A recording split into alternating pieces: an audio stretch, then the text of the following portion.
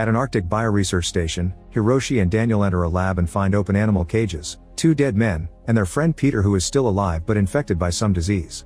When Hiroshi gives him some water, something throbs in Peter's throat and Hiroshi calls it progress.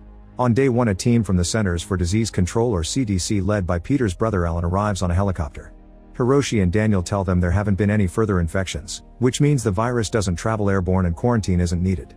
The CDC team has a chip injected into their left hand that gives them unrestricted access to all the facility's room, and they learn that there's only 1 hour of satellite a day to exchange data with the outer world.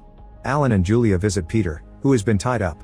His vitals are critical and Alan doesn't think he'll survive the night. While Julia takes a blood sample, Alan asks some questions but Peter only answers white room.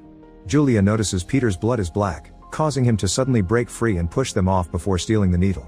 As Alan holds him down, Julia injects Peter with a sedative. Then Alan, Julia, and Sarah check on the dead bodies only to discover their soft tissue has dissolved into black goo. Meanwhile, Doreen and Sergio examine Peter's lab and find genetically modified mice. Daniel assures them they never used monkeys, which Doreen thinks is strange. Thanks to a special test, she confirms the virus isn't airborne. When Sergio disassembles a drain, Doreen finds fur from a monkey, which means Daniel lied. They start searching the base and find a door that won't open, so they lied about the chips too. Sergio uses liquid nitrogen on the lock to force it open and they find a bunch of empty cages. Doreen recognizes the monkey smell and notices the cages were open from the inside. There's a monkey sneaking around, and when Doreen tries to get closer, the animal goes wild and attacks her. Sergio hits it with a metal bar to kill it and Doreen notices something throbbing in its throat. Alan and Sarah search Peter's room and find a USB drive with video diary entries. In the first video, Peter makes a sign with his hand that Alan recognizes as a secret code they had as kids to warn each other about their drunk father. It means run. At that moment, the alarm goes off in the isolation room and they discover Peter escaped through the air duct using a bone saw. Daniel seals the air ducts and floods them with a gas that should disable Peter. Alan volunteers to search the air ducts and soon finds a trail of black goo, which he follows until he discovers the body of a guard missing an arm. While the body is removed from the duct and Alan insists on sealing this part of the base, Julia and Sarah run some tests in the lab. They discover a virus that is only 15 nanometers long, which has never happened before. When they show this to Alan, they explain the virus appears to be mutating Peter's genes. Sergio reveals he's got a miniature satellite dish hiding in his clothing and goes outside to send a message. When he turns around, he discovers hundreds of frozen monkeys. Sergio rushes back to talk to Hiroshi, saying that the people they work for aren't happy and that the schedule for the delivery changed when the CDC showed up. Meanwhile, Peter has put on the guard's uniform and uses the arm to open a lock. Now he can enter a room and attack all the people there. On day 2, Sarah interrogates Drs. Haven, Bryce, and Suleimani.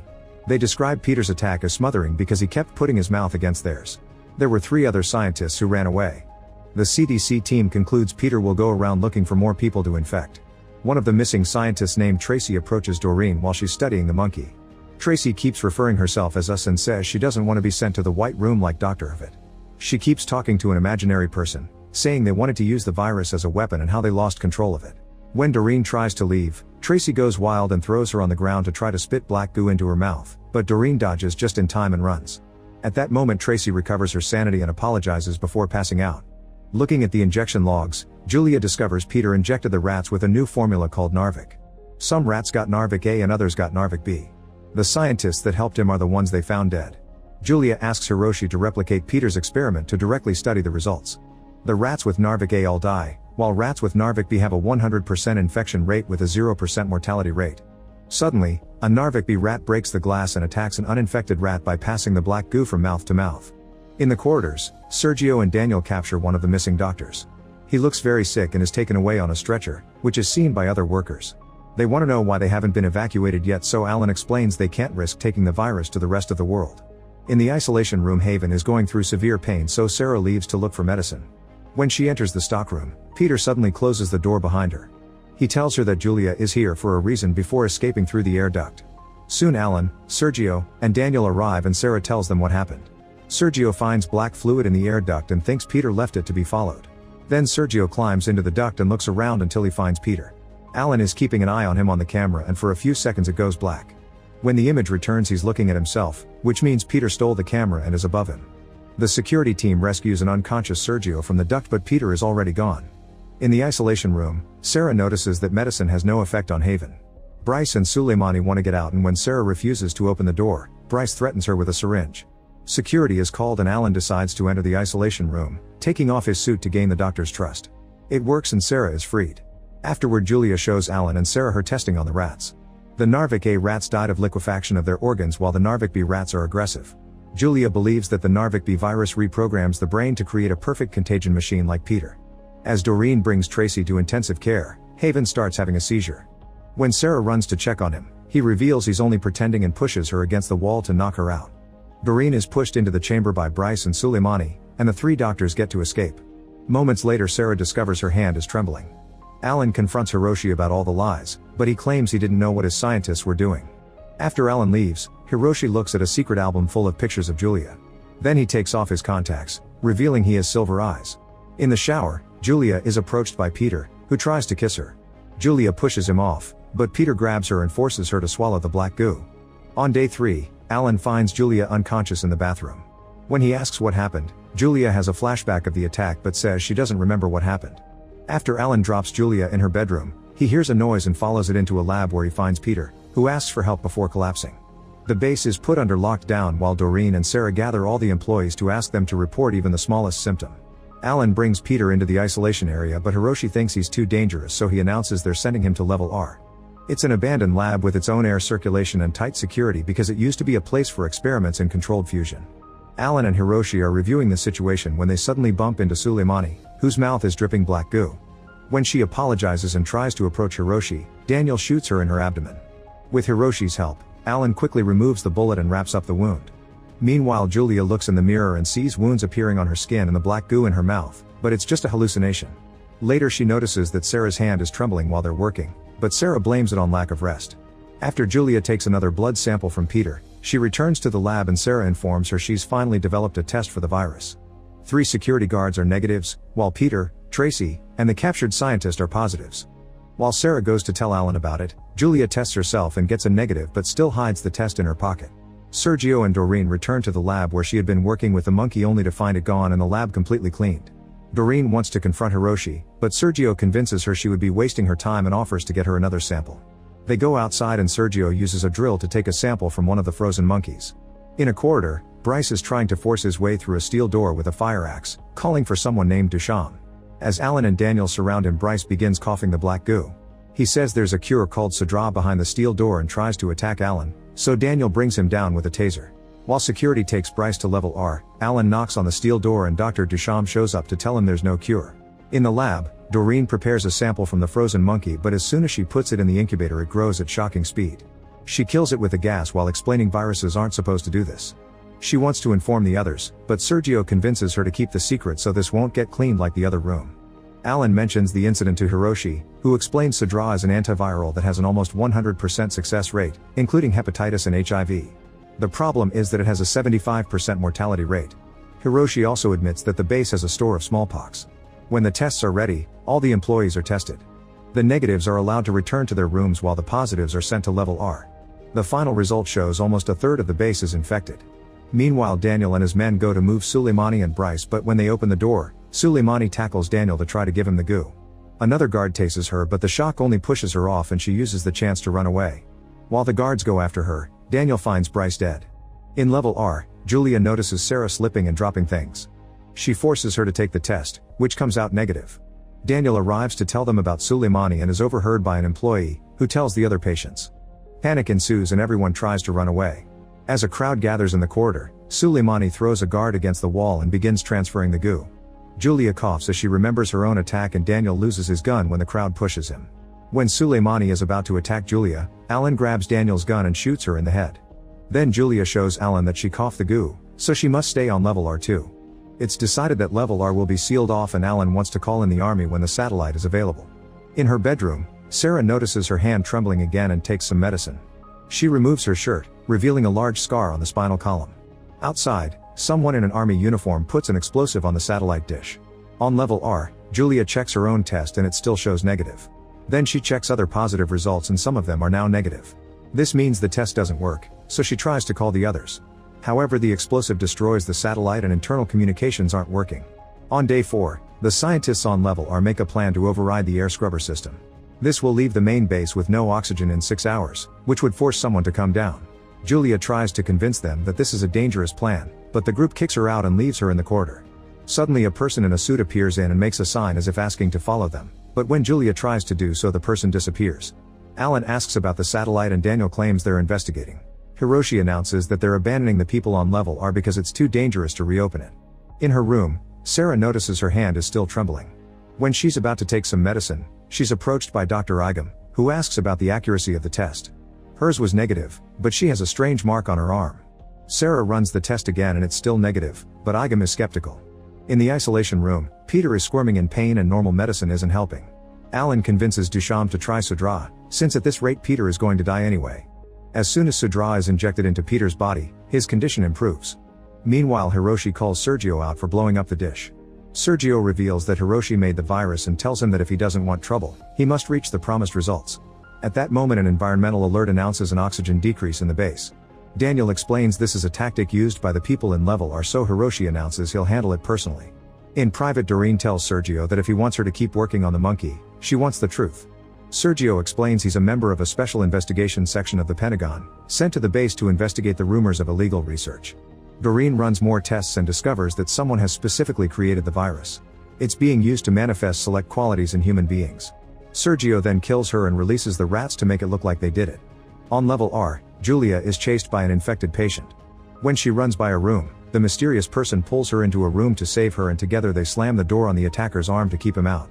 After locking the door, the person removes the gas mask and introduces herself as J. The women go looking for supplies and on a wall they notice the initials JLW with some flowers. Julia is freaked out because this is how she used to write her initials as a kid in Montana, but she doesn't remember being here before. Later, Igam begins to have hallucinations and Sarah finally realizes that she's infected, meaning the tests don't work. Igam is an oncologist and can tell Sarah's symptoms indicate she has a tumor, but she agrees to keep it a secret as long as Sarah doesn't tell anyone that she's infected. Afterward, Sarah goes to see Alan to tell him that the test doesn't work but there aren't any infected people on that floor. At that moment, Peter wakes up and Duchamp discovers the virus is fighting back. Suddenly, Peter has a heart attack, so Alan places him under artificial respiration to preserve him until a cure is found. Sarah's body is getting worse but she can't find the regular medicine, so she has to opt for something stronger. Igam is also getting worse, so Sarah gives her a strong injection too. Daniel informs Hiroshi that people are starting to feel sick over the lack of clean air, so Hiroshi reveals hidden stairs in his office. They quickly reach the air scrubbers and find the armed scientists ready to fight. One of them is puking black goo, so Hiroshi swears to help them. They believe him and turn the scrubbers back on, only for Hiroshi to then take Daniel's gun and kill them. Hiroshi tells Daniel to take the bodies away while he goes looking for Julia. On a corridor, Hiroshi comes across Haven but he just keeps walking without getting attacked. On day 5, Sergio burns all the frozen monkeys and sends a message to his boss, telling them he finished his mission and asking for evacuation. He gets a message back telling him his new mission is to find Dr. Hvid. Suddenly the monkeys start screaming because they've been alive after all. Sergio goes to the office and searches Hvid's name in the system but gets no results. After lots of testing, Alan finds a way to make Sudra stronger and Duchamp gets ready to test this update on animals. On level R, Hiroshi makes it look like he was attacked before approaching Julia and Jane, saying the guys messing with the air scrubber stabbed him. They don't have the supplies to help him, so they'll have to cross a dark corridor to reach the other side of the facility. After walking for a while, they stop so Julia can wrap a jacket around Hiroshi's wound and she notices weird scars on his back. Suddenly they see a bunch of rats running, so they throw the flashlight into the tunnel to discover an infected person. The trio immediately starts running too and Hiroshi and Julia manage to hide inside a room, but Jay is jumped on by the attacker and left outside. Julia wants to save her, however Hiroshi says it's too late and blocks the door. While they wait, Julia asks Hiroshi about his scars, and he explains he tried to save his daughter when his house caught on fire. Once they can't hear the attacker anymore, the duo keeps moving down the corridor, but Hiroshi can barely walk and falls. Haven finds them and tries chasing after them, so Julia pushes Hiroshi into another room where Jay appears and uses a fire extinguisher to knock Haven out. Then the women take care of Hiroshi's wound and Jay says he lied about his daughter, which confuses Julia because Jay hadn't been there. This makes Julia realize Jay is a hallucination and all the things Jay did were actually done by Julia. At the lab, Alan finds Doreen's body and thinks someone pushed the cages on purpose. After an argument, Alan and Daniel check the security cameras, only to discover all the files are corrupted. Once Alan is gone, Daniel checks the other cameras and notices Sergio in the corridor. At the same time, Sergio asks Duchamp about it. Duchamp confirms he's in the base but nobody sees him anymore. Rumors say he's in the White Room. Then they're interrupted by Daniel, who takes Sergio to another room to slam him against a wall as he asks about Doreen. Sergio only tells him to ask Hiroshi. Meanwhile, Igam continues to be in pain and asks Sarah to end her suffering. Sarah ignores the request and gives her an injection before getting one for herself. Alan autopsies Doreen and finds the needle mark that killed her, which worries Sergio. Then Alan goes to tell Sarah that Doreen was murdered, which makes Sarah's mood worse. She ends up kissing Alan, but he pulls back and notices her pupils, so he assumes she's been consuming medicine for fun. After he leaves, Sarah finally agrees to grant Igam's wish and euthanizes her with an injection. Sergio and Alan look for Doreen's research to see what's being covered up. Sergio smoothly manipulates Alan into looking for Hvid, claiming that Doreen was in contact with him. Alan goes to confront Daniel, who points out that Alan shouldn't trust everything Sergio says. Getting suspicious, Alan and Daniel search Sergio's room. They find plastic explosives, the portable satellite dish, Doreen's research, and a message saying he's found Hvid in the White Room, so evacuation has been scheduled. Hearing this, Daniel runs away. A confused Alan asks Dusham what the White Room is and learns it's an inside joke to refer to the Arctic. Outside, Daniel walks to a hidden spot where he pushes a button, causing several preserved heads to rise from under the snow, including Hvid's. Suddenly he's knocked down by Sergio, who faked that last message on his phone so Daniel would guide him to this spot. Sergio grabs Hvid's head and heads back only to bump into Alan, who punches him for killing Doreen. Since he's a soldier, Sergio easily overpowers Alan and cuts his guide rope to abandon him in the snow before leaving. Thankfully, Alan manages to find the rope again and returns to the base too.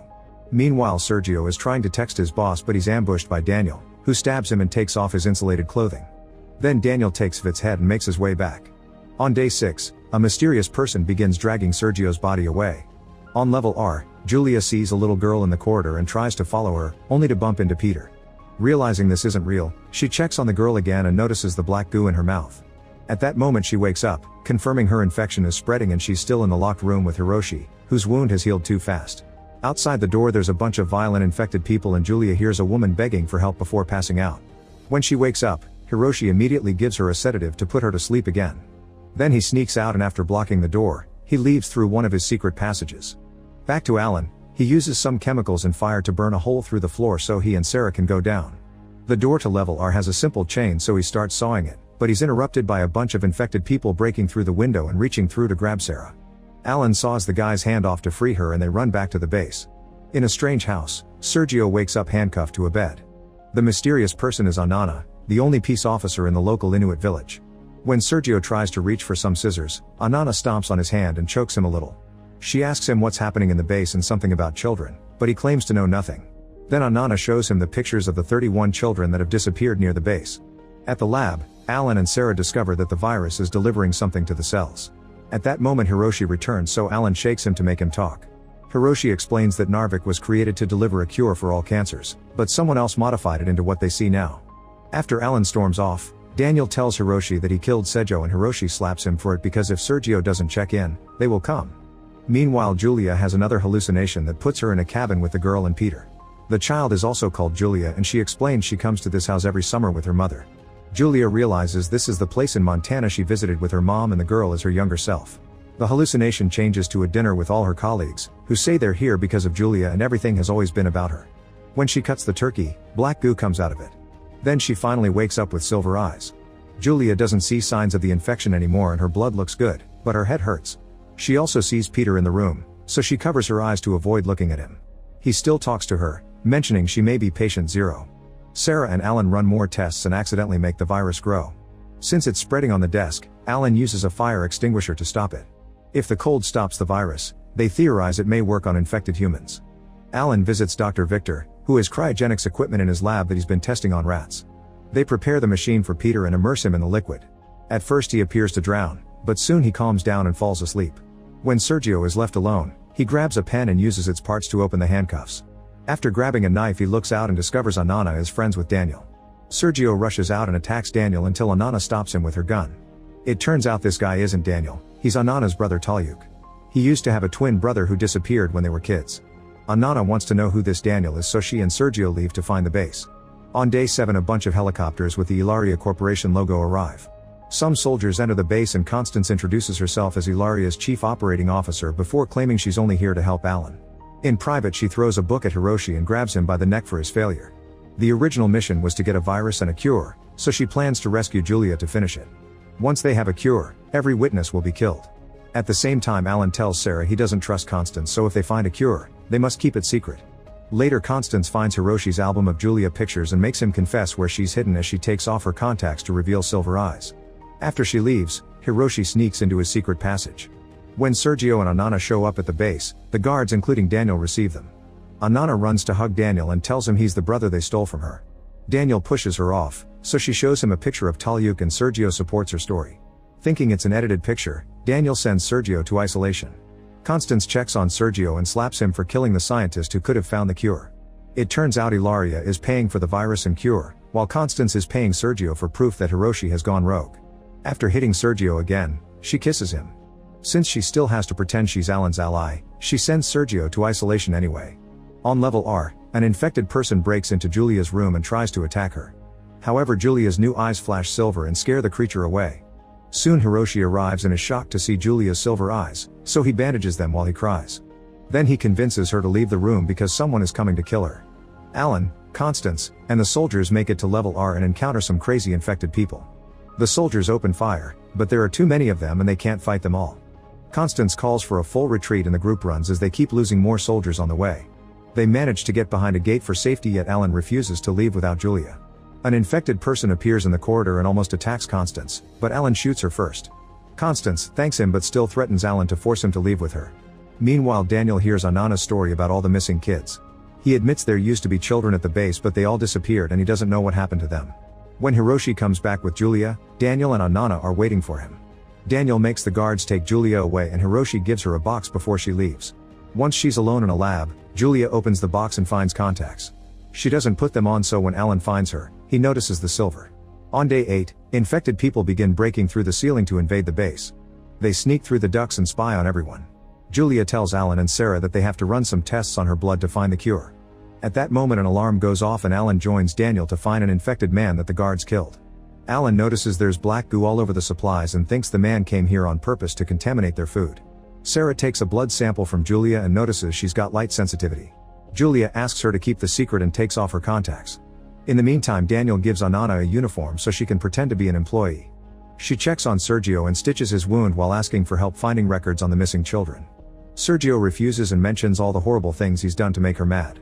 Anana storms off and accidentally leaves the needle in the wound, so now Sergio can use it to pick the handcuff lock. At the entrance, Anana says goodbye to Daniel and gives him a family picture before leaving. Constance checks on Julia, grabbing her face to take a look at the silver eyes. Alan also arrives but the guards don't let him enter Julia's room. When Constance comes out, she announces Julia is now the property of the Ilaria Corporation and if Alan tries anything, he'll be shot. Afterward, Constance interrogates Hiroshi, wanting to know how he gave Julia the silver eyes. When he refuses to talk, Constance threatens to torture Julia. Alan is sent back to the lab and Sarah tells him she has found no cure in Julia's blood. He responds by asking for chemicals to create a big explosion. When Julia hears people moving in the ducts, she decides to climb in there too. Soon she's surrounded by infected people, who look at her and keep moving without attacking her.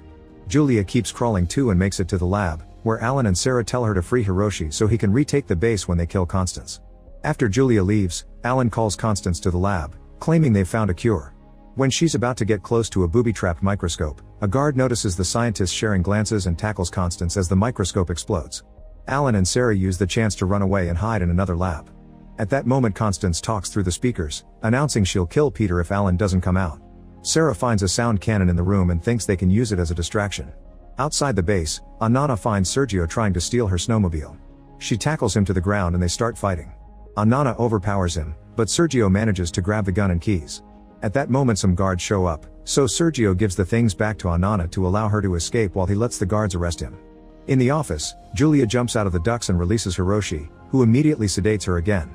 Moments later she wakes up with a torn photograph showing Hiroshi and her younger self. Unfortunately, the guards find her and capture her. Alan turns himself in but Constance still drains Peter's cryogenic suit and orders the guards to kill Alan. At that moment Sarah uses the sonic cannon on the guards and the power goes out. Some infected men fall from the ceiling and bring down the rest of the guards. Sarah keeps on using the cannon on Constance and the guard trying to capture her.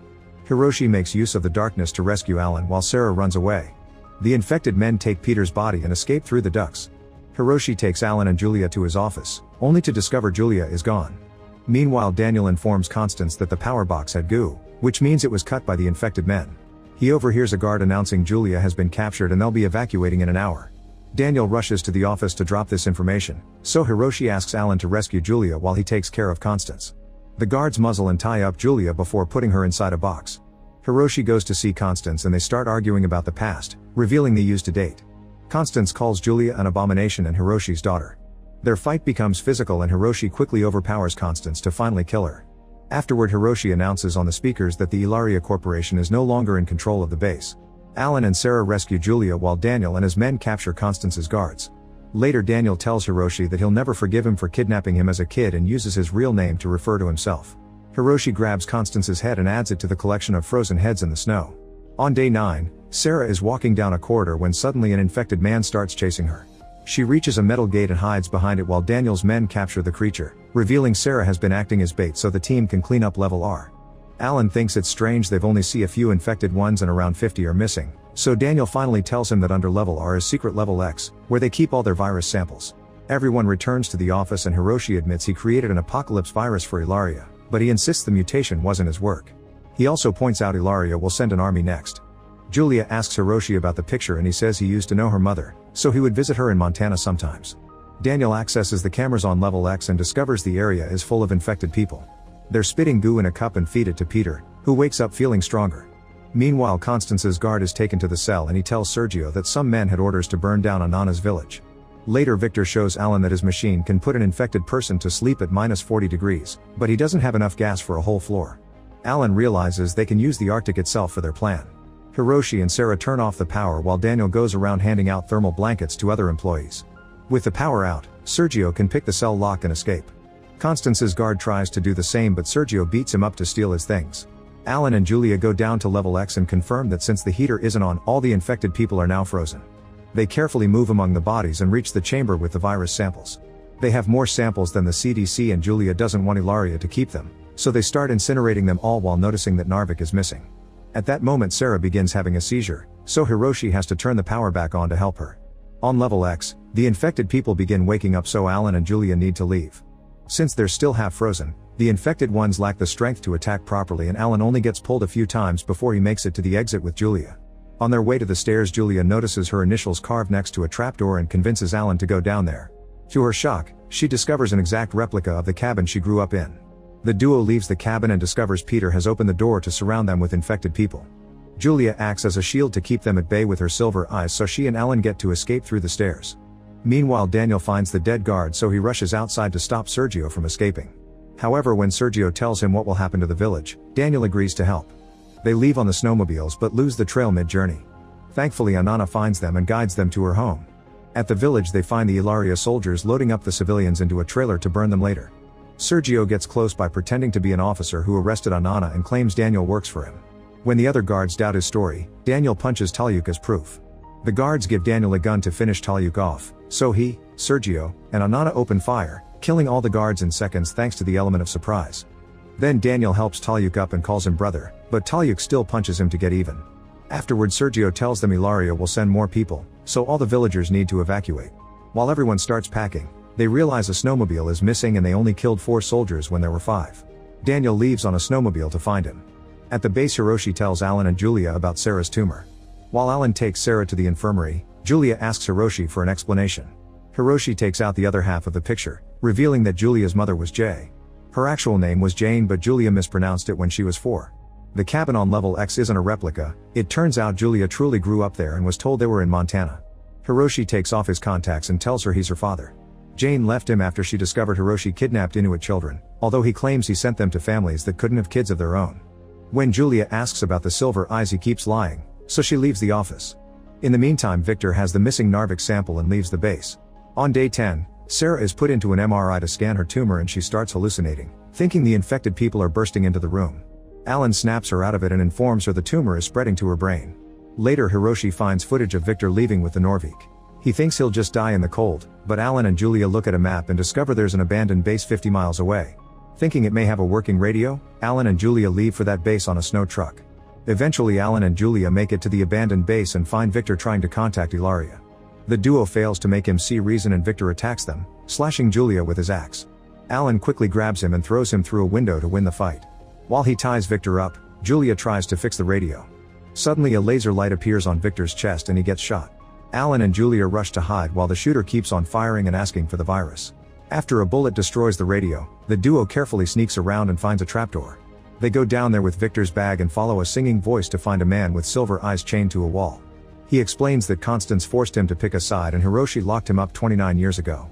There can only be 500 people with silver eyes, which apparently grant them eternal life. They can hear the shooter coming, so Alan hides the bag with the virus. When Julia tries to free the prisoner, the man fights her for the tool. He explains eternal life equals suffering and watching your loved ones die, so he wants Julia to end things. The tool closes on his neck, killing him. At that moment the shooter finds them and ties them up, threatening to kill them if they don't give him the virus.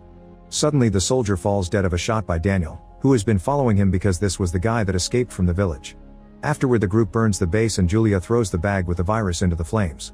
At the base Sarah records a video explaining she's been studying Julia's genes and discovered they've restored to the lengths found in a newborn. She's going to creature a serum and test it on her own cancer, so she's recording this in case she's dead when Alan comes back. When the testing begins, Sarah has a seizure and collapses. When the others return, Hiroshi explains he had to put Sarah into a coma to stop the seizures. Julia asks about the prisoner and Hiroshi tells her the guy gave Jane to Constance. The 500 immortals are the people running Ilaria and Hiroshi's always lied to protect Julia from them. Suddenly Sarah crashes and everyone rushes to resuscitate her, but she only has a few hours left. Meanwhile Julia reveals she didn't destroy the virus, she hid the sample in her jacket. On day 11, Hiroshi notices that Constance's phone receives a text saying a retrieval team will arrive in 6 hours. Hiroshi grabs the bombs he keeps hidden in his office and starts planting them around the whole base. The infected ones don't attack him so he puts a bomb on level X2. At the lab Sarah has received a transfusion of Julia's spinal fluid and it's curing her tumor. Duchamp informs Alan and Julia that people are disappearing. It seems the infected ones have been sneaking around the base to kidnap employees. They're even setting up traps, which means they're evolving to be smarter. Afterward Hiroshi tells Alan about the incoming army and the bombs. The plan is to bait the soldiers into the building and blow them up with the infected ones, so Alan must gather the remaining healthy people and hide in the bunker. While all the survivors are taken to safety, the infected ones continue to spread their black goo by injecting the kidnapped employees and draining them. In the lab Julia experiments with Narvik and begins developing a way to reprogram it. When Alan finds out she didn't destroy the virus an argument ensues, but they're interrupted by Sarah waking up. She feels much better and has an idea to finish the cure. Once they've gathered enough goo, Peter and his people pour it into the sprinkler system and turn it on, so all the people in the bunker are showered with it. By the time Alan checks on them, they're all gone. Hiroshi and Daniel want to blow everything up, but Alan wants to use the new cure to save as many people as possible. Another argument ensues and Julia shuts them up to share a plan. If they freeze all the infected people again, they can slow down the virus to let the cure do its thing. However, they can't turn off power again if they want to escape from the incoming army. Daniel reveals they have a super chemical sprayer from another experiment, so they can fill it with the cryo liquid and shoot their enemies to freeze them. Since they have the silver eyes protection, Hiroshi and Julia go down to level X and immediately find Peter. Moving fast, they manage to freeze him and inject him with the cure. Peter collapses as he has a seizure and spits all the black goo in his body. Seeing their leader in danger causes the infected ones to attack the duo anyway, but this doesn't stop Hiroshi and Julie from doing their jobs. They keep freezing and curing people, so a few infected ones decide to escape through the ducts.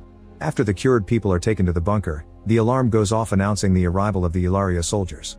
Alan, Daniel, Hiroshi, and the remaining guards go outside to buy time, but they're surprised to see the snowmobiles stop at a safe distance. The team goes closer to discover these are drones with bombs, so Hiroshi tackles Daniel to save him from the explosion. This was a distraction and now 3 soldiers are dropping from the sky with parachutes to infiltrate the base. The team runs to hide in the fake cabin and a wounded Hiroshi wants to detonate the bombs now because the leader of the soldiers is Scythe, a skillful assassin and the worst of the silver-eyed immortals. Scythe and his guards get in an elevator and pretend to save all the people from the bunker, but they kill them instead.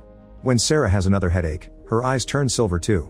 Daniel gets tired of waiting and uses the detonator, but nothing happens because Scythe's guards are disabling them. Scythe reports to his bosses, who tell him to find and deliver the virus, the cure, and Hiroshi alive. Everyone else must be killed. The men sneak out of the cabin to check on the survivors and find the bodies.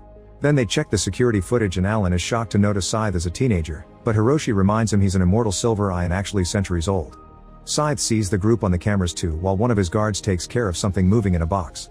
The other guard Blake finds footage of Constance's death and Scythe gets angry because she was his mother. Since Alan and Hiroshi discuss their plan aloud, Scythe hears them on the cameras and doesn't realize it's a trap. While the alarm announces a biohazard accident that the team started as a distraction, Hiroshi and Alan go outside to retrieve a frozen canister. Scythe and his guards surround them, so Hiroshi throws the canister over thin ice. When the guard runs to grab it, the ice cracks and she drowns. By the time Hiroshi and Alan grab their guns, Scythe and Blake are gone. At the base Scythe watches more footage and learns that Hiroshi has a daughter. He kisses Blake and sends her out to find more information about Hiroshi's kid. Meanwhile Alan's team takes the elevator to return to the cabin, but it suddenly freezes when the power goes out. In just a few seconds the lights return and the team discovers Julia is gone. The elevator's ceiling hatches open so they assume Scythe captured her. The team returns to the cabin, where a canister is dropped down the stairs. Inside they find Julia's finger and a note from Scythe asking for Hiroshi's presence. The group quickly makes a plan. Alan and Peter will enter the ducts to open the hatches and Hiroshi will activate the knockout gas. After the men leave, Daniel steals the virus and goes to see Scythe. The brothers open the duct hatch and tell Hiroshi to release the gas, but he ignores them and confronts Scythe instead, saying he can have him in exchange for Julia. Scythe laughs and reveals he's put bombs around Julia's and Daniel's necks, so now Hiroshi must choose one to save. Hiroshi refuses to play such a zish game and Daniel announces he doesn't have to before removing the collar. This triggers the explosive and Daniel dies. Hiroshi kicks Scythe off his chair and grabs the tablet to stop Julia's collar while Alan and Peter rush in to knock Scythe out. Suddenly all the screens show Blake opening the box, revealing Jane inside. In the meantime Sergio helps the Inuit survivors find a new safe area to live in. However Talyuk thinks Sergio is dangerous and forces him to leave them. Anana is furious when she finds out and forces Talyuk to help her find him. On day 13 Hiroshi explains to Julia he agreed to create Narvik for Ilaria because they threatened to kill Jane. Peter and Alan try to interrogate Sick but he just tells them to check the news. The brothers grab Scythe's tablet and discover there's been an outbreak of an unknown illness in Puerto Rico which the locals are calling black blood. Alan thinks the virus was released by Sergio, who is currently collapsing outside the base. Blake brings him inside and reveals they know each other. She confirms she has the virus and the cure thanks to Daniel, so now she needs Sergio's help to rescue Scythe. The brothers discuss the outbreak with Julia and Hiroshi and they agree they can contain it, they just need the cure. Hiroshi deduces where Blake may be hiding so they go looking for her. Blake gives Sergio a gun to fight, but he knocks her out and meets with the team. He lets Julia check on her mother and to prove he isn't working for Ilaria anymore, he shoots Blake dead. Then Sergio says he'll give them the virus and the cure if they give him the list of the 31 kidnapped children. Hiroshi doesn't have a written list but he remembers them all, so he tells Sergio to start taking notes. Once Sergio has the full list, he leaves the base and lets Alan have the canisters. Meanwhile Peter frees Scythe because he's been working for him all along. It was Peter who released the virus into the world and now he gives Scythe the detonator. To make it look like he escaped, Scythe knocks Peter out. Outside Sergio sees a bunch of snowmobiles approaching and discovers it's Anana with Tulak. He takes them inside and Tulak tries attacking Hiroshi, but Anana holds him back and offers her snowmobiles to evacuate the base. Unfortunately they have to tell the siblings what happened to Daniel. A bleeding Peter tells Alan that Scythe attacked him and escaped, so everyone rushes to evacuate faster. Alan gives Julia the canisters and they kiss. When the group opens the gate to finally leave, Scythe appears outside and activates the detonator. All the explosives in the base blow up and the building crumbles, killing most of the crew. Alan survives and discovers Scythe has captured Julia with the canisters. When Jane begs for her daughter's life, Scythe immediately kills her. A helicopter lands nearby and Scythe handcuffs Julia inside. Alan throws Kosnance's head into the chopper to distract Scythe, allowing him to jump in too. A furious Scythe gets ready to attack, so Julia gives Alan one of the canisters and kicks him off the helicopter before it takes off. On day 235 Alan secretly meets with Peter, who says he's found Julia. In the Ilaria headquarters, Julia is in charge of the board of Silver Eyes. Make sure to subscribe and turn on notifications so you can watch more videos like this. Thanks for watching.